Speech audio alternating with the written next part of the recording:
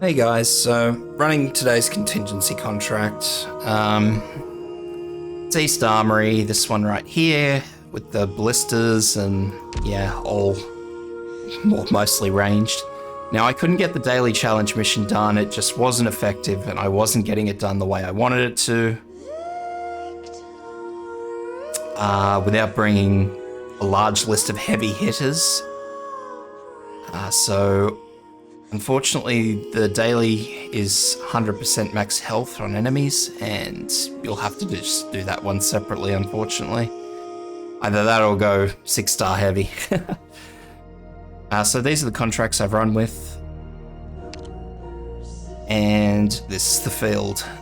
So Courier and Zimmer, both tanky vanguards. I use Zimmer because she reduces vanguard cost by 1. Gavial with skill 2, which is a nice AoE heal over time. Crossleaf with skill 1, you can bring Lapland if you want.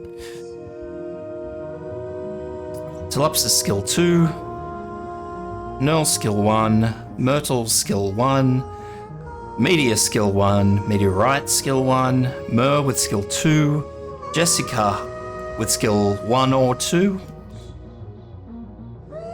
and Silver Ash skill 3.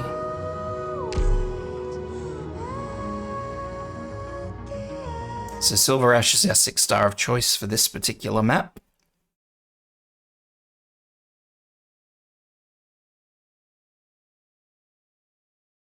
And deployment is quite quick off the bat, so we need to get our 3 vanguards in as soon as possible to start getting deployment points.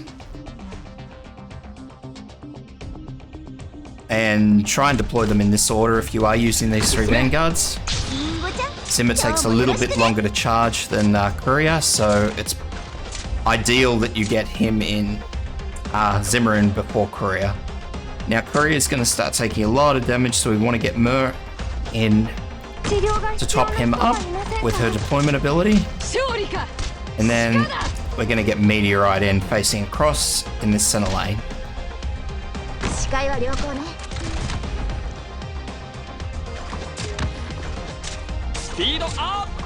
After that, Telopsis facing down, and then Jessica just above, facing off to the right. So there's our extra deployment points, Jessica's in, and last but not least, Meteor will be right down the bottom here, facing north.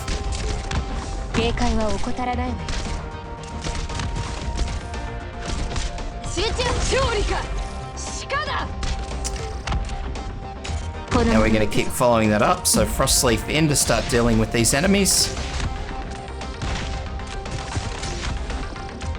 And this is again where our deployment points start becoming really necessary.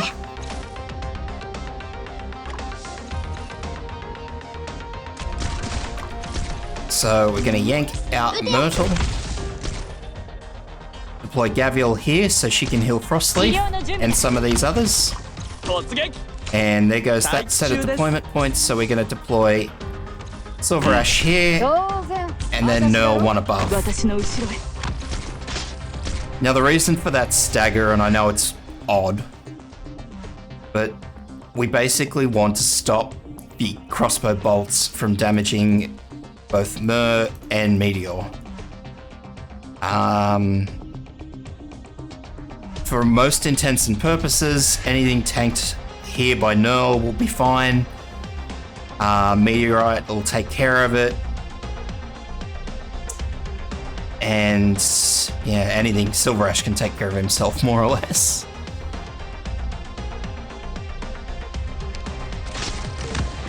So we're going to continue. If you are using Jessica skill 2, just use it when this first guy comes out, first big fella.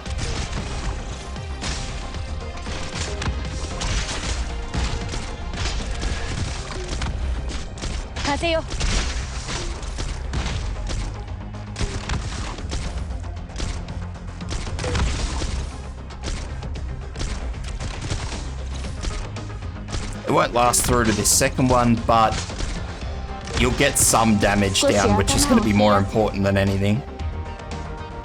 We're going to deploy our first drone thing here.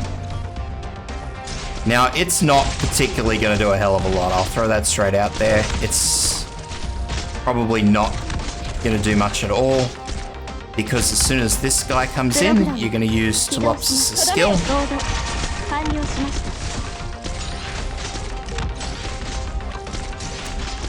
And once he gets far enough down, he's obviously going to whack it. And there it goes. So most of your healers will get hit by this guy. It's just the way we've deployed. You can deploy Frostleaf before you deploy Gavial. It makes no real difference. It's just the range he comes in at, combined with how he attacks things, it just makes it wonky no matter what way you do it, because it's a bit of an AoE attack as well. So just that's the reason I've got 3 healers. I tried it with only 2 and it just wasn't working because he was just doing way too much damage. It's not just him, there is a second one. So he shouldn't get another hit on Gavial. Even if he does, Gavial's a bit over half, so she'll be fine because no crossbow bolts are going to come through. And then from there, all damage will be on Frostleaf. Now, the real concern is when the second one comes out. So there he goes, started attacking Frostleaf.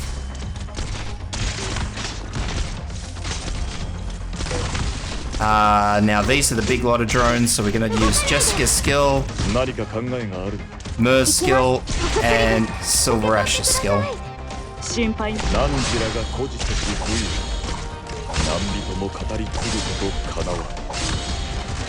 And here's the second caster. So we're going to wait until he casts. Gonna wait until we see the damage. I think Tolopsis may have actually just healed that straight up. So there we go. So then we'll use Gavial's skill. And that's it, guys.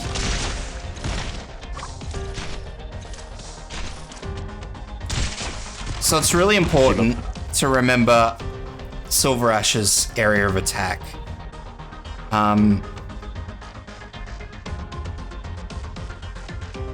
As soon as the second drone starts moving, because the whole area is a whole wave of drones, they come across all lanes.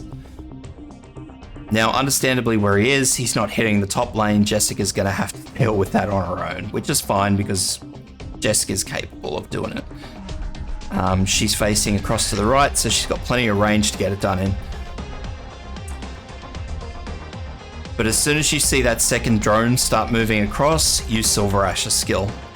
So let the first go, and as soon as you see the second, use Silver Ash's skill, and Silver Ash will then start killing because the second wave will come through more or less immediately after the first comes in, after the first moves out. And his skill will, his skill is still going. So his skill will last long enough to collect the second wave. Mission accomplished. And that's it. Like I said, deployment is very hairy, so you've got to be pretty careful with it. You've got to make sure you're constantly throwing the units you need down in the right order. But that's it. Like I said, I tried to get this done without Silver Ash, but it was fairly unreliable. A lot of the time something broke. More often than not, it was Frostleaf, because by the time the drones got through, they started attacking Frostleaf, and it was just one big mess. So yeah. Silver Ash, grab a friend Silver Ash. Everybody's got a Silver Ash these days. And yeah, tune in tomorrow. If you enjoyed this video, subscribe. It'll be uploaded on YouTube. And yeah, follow me on Twitch. Thanks, guys.